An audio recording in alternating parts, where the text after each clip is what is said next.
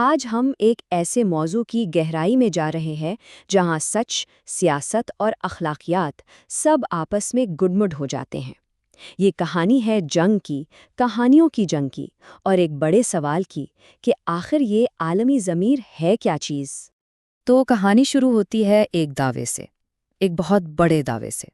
Moscow میں چینی سفارت خانے نے ایک لسٹ جاری کی اور کہا امریکہ نے دوسری جنگ عظیم کے بعد سے 30 سے زیادہ ملکوں پر بمباری کی ہے۔ اب یہ صرف ایک الزام نہیں ہے، یہ سمجھیں کہ آج کل کی عالمی سیاست کی شطرنج پر ایک بہت سوچی سمجھی چال ہے۔ اور بس یہیں سے ہمارا اصل سوال شروع ہوتا ہے، ایک دعوے اور مکمل سچائی میں آخر فرق کیا ہے؟ کیا کوئی بھی دعویٰ جو سننے میں اتنا بڑا لگے، کیا وہ پوری حقیقت ہو سکتا ہے؟ یا حقیقت اس سے کہیں زیادہ آپ کہہ لیں پیچیدہ ہوتی ہے؟ چلیں آج اسی فرق کو سمجھنے کی کوشش کرتے ہیں۔ تو پہلا قدم حقائق بمقابلہ منتخب سچائی۔ ہم اس متنازع لسٹ کا تجزیہ کریں گے، لیکن مقصد یہ نہیں کہ ہم اس کو صحیح یا غلط ثابت کریں، نہیں، بلکہ یہ سمجھنا ہے کہ معلومات کو پیش کیسے کیا جاتا ہے۔ اچھا، تو سب سے پہلے ایک بات واضح کر لیں، امریکی فوجی مداخلت کی ایک لمبی تاریخ ہے، یہ ایک حقیقت ہے۔ کوریا کی جنگ، ویتنام کی جنگ، خلیجی جنگ، افغانستان، یہ سب تاریخ کا حصہ ہیں۔ یہ وہ حقائق ہیں جن سے کوئی انکار نہیں کر سکتا، اور یہی ہماری بحث کا نقطۂ آغاز ہے۔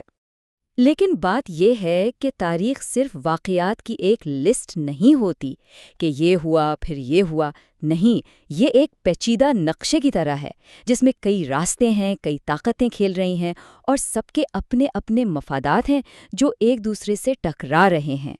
اور یہیں پر ایک بہت دلچسپ تصور سامنے آتا ہے منتخب سچ کا۔ یہ کیا ہے؟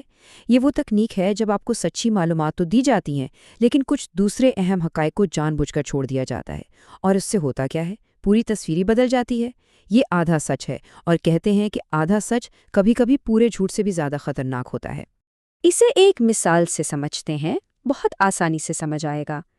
دیکھیں، ایک سیدھا سادہ دعویٰ ہے، امریکہ نے ملک ایکس پر بمباری کی، ٹھیک؟ لیکن اس کی پیچیدہ حقیقت کیا ہو سکتی ہے؟ ہو سکتا ہے یہ ایک مشترکہ فوجی کارروائی ہو جسے اقوام متحدہ نے منظور کیا ہو، یا پھر ایک برا حملہ کہا جا رہا ہو جبکہ حقیقت میں وہ ایک محدود ڈرون سٹرائک تھی۔ سیاق و سباق یعنی کانٹیکسٹ کے بغیر حقیقت گمراہ بھی کر سکتی ہے۔ اب ذرا زوم آؤٹ کرتے ہیں اور بڑی تصویر کو دیکھتے ہیں۔ یہ ایک عالمی جنگ ہے، بیانیوں کی، یہ ایک جیو پولیٹیکل شطرنج کا کھیل ہے۔ دیکھیں، یہ جو لسٹ ہے نا، یہ صرف ایک لسٹ نہیں ہے، یہ ایک عالمی مقابلے میں ایک چال ہے۔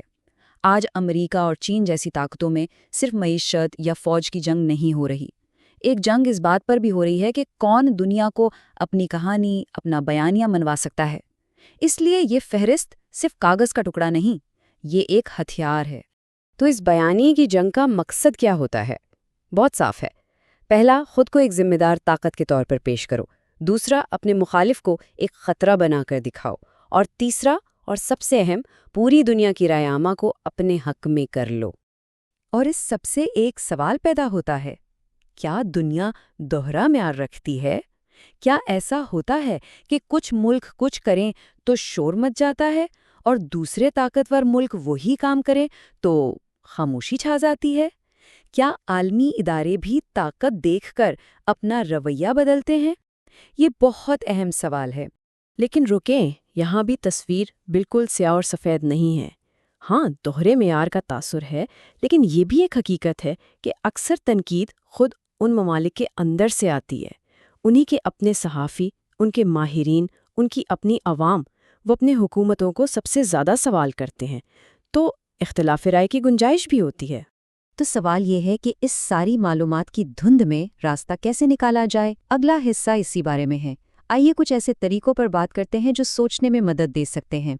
اور اس کا سب سے بنیادی اصول شاید اس ایک بات میں ہے۔ کہتے ہیں کہ ایک تعلیم یافتہ ذہن وہ نہیں جو سب کچھ مان لے، بلکہ وہ ہے جو سوال کرے۔ بات یہ نہیں کہ کیا سوچنا ہے، بات یہ ہے کہ کیسے سوچنا ہے۔ تو تنقیدی سوچ کے لیے کچھ سیدھے سادھے قدم ہیں۔ پہلا، ہر دعوے پر سوال اٹھائیں، اسے ویسے کا ویسا قبول نہ کریں۔ دوسرا، یہ سمجھنے کی کوشش کریں کہ اس بیانیے کے پیچھے مقصد کیا ہے، کس کو فائدہ ہو رہا ہے۔ تیسرا، صرف ایک جگہ سے معلومات نہ لیں، کئی الگ الگ ذرائع دیکھیں، اور چوتھا، شاید سب سے ضروری، حقیقت اور پروپیگنڈا میں فرق کرنا سیکھیں۔ اب چلتے ہیں اس تجزیے کے آخری حصے کی طرف۔ یہاں ہم فہرستوں اور اعداد و شمار سے آگے بڑھ کر کچھ بنیادی سوالات پر بات کریں گے، طاقت اور ذمہ داری کے بارے میں۔ دیکھیں، کسی بھی عالمی طاقت کا اصل امتحان اس کی فوج یا دولت نہیں ہے۔ اصل امتحان یہ ہے کہ وہ اپنی طاقت کا استعمال کیسے کرتی ہے۔ یہی وہ کسوٹی ہے جس پر تاریخ ہر طاقت کو پرکھتی ہے۔ تو پہلا سوال یہ ہے، کیا طاقت انصاف کے لیے استعمال ہو رہی ہے یا صرف ذاتی مفاد کے لیے؟ یہ وہ سوال ہے جو صدیوں سے پوچھا جا رہا ہے۔ اور پھر دوسرا سوال، جو شاید اس سے بھی زیادہ چبھنے والا ہے، کیا انسانی جان کی قدر ہر جگہ ایک جیسی ہے؟ کیا ایک جان کی قیمت اس بات پر منحصر ہے کہ وہ دنیا کے کس حصے میں ہے؟ اور آخر میں ایک سوال، یہ سوال کسی حکومت سے نہیں، کسی ملک سے نہیں، یہ ہم سب سے ہے۔ کیا ہم واقعی سچ جاننا چاہتے ہیں، یا ہم صرف وہ باتیں سننا چاہتے ہیں جو ہمارے پہلے سے بنے ہوئے خیالات کی تصدیق کریں؟ اس سوال کا جواب شاید سب سے بڑا امتحان ہے۔